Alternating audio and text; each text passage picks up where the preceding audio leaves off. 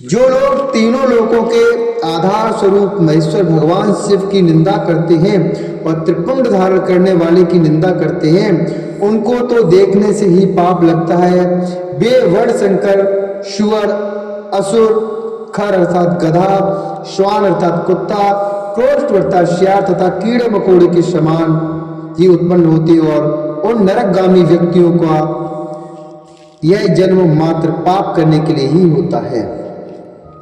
भगवान शिव की तथा त्रिपुंड धारण करने वाले उन भक्तों की जो निंदा करते हैं, उन्हें रात में देखने पर चंद्रमा के दर्शन और दिन में देखने पर सूर्य के दर्शन से शुद्धि प्राप्त होती है। मात्र इतना ही नहीं, स्वप्न में भी उन्हें देखने से पाप लगता है। अतः स्वप्न में जो उन्हें देखे उसको अपनी शुद्धि के लिए श्रुति में कहे गए श्रुति अर्थात वेद पुराणों में कहे गए रुद्र सूक्त का आदर पूर्वक पाठ करना चाहिए, तभी उससे छुटकारा मिल सकता है। उनसे बात करने से नरक होता है, उस नरक से मुक्ति प्राप्त करना असंभव है। जो भस्म, त्रिपुंड आदि धारण करने वाले पुरुष की निंदा करते वे निश्चित ही मूर्ख हैं।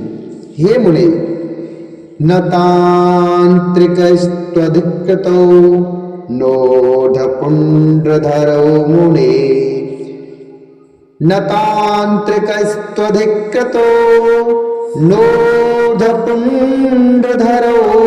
मुने, संतप्त चक्र चिन्होत्र शिवयज्ञे बहिष्कृतः।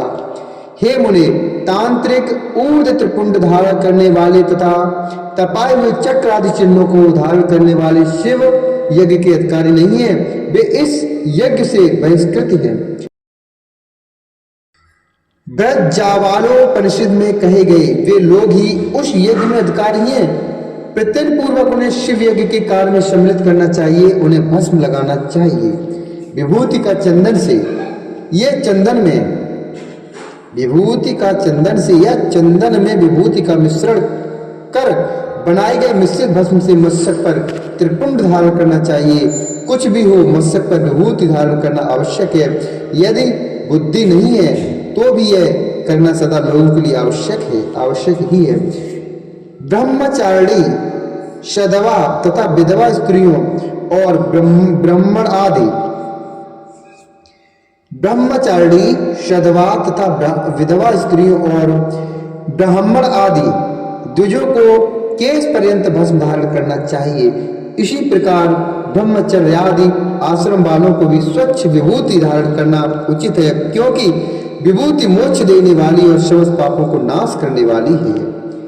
जो भस्म द्वारा विधि पूर्वक त्रिपुंड धारण करता है वह ब्रह्म हत्यादि महापातक समूह और उच्छिष्ट अन्नादिवच्छल उपपातकों से मुक्त हो जाता है।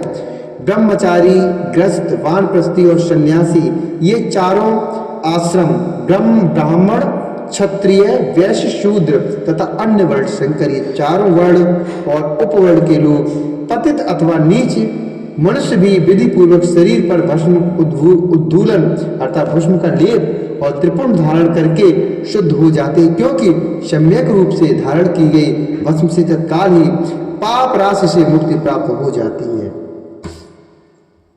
भस्म धारण करने वाला व्यक्ति विशेष रूप से स्त्री हत्या, गो हत्या, वीर हत्या और अश्व हत्या आदि पापों से मुक्त हो जाता है, इसमें संशय नहीं है।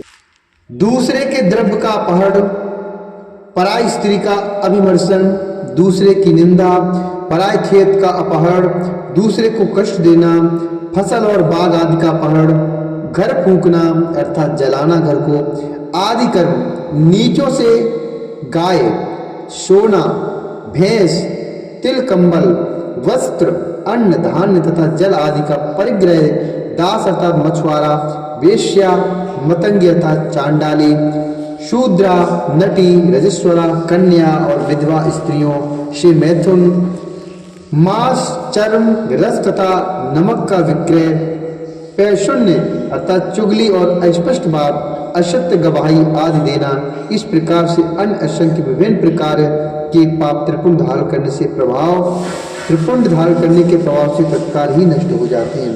भगवान शिव के द्रव्य का अपहरण और जहाँ कई शिव की निंदा करने वाले तथा सेवक के भक्तों की निंदा करने वाला व्यक्ति प्रायश्चित करने पर भी शुद्ध नहीं होता है।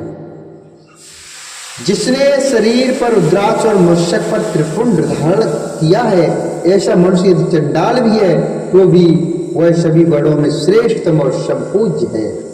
जो मस्तक पर त्रिपुंड धारण करता है वह इस संसार में जितने भी तीर्थ हैं और गंगा आदि जितनी नदियां हैं उन सब में स्नान किए हुए के समान पुण्य फल की प्राप्त करने वाला होता है।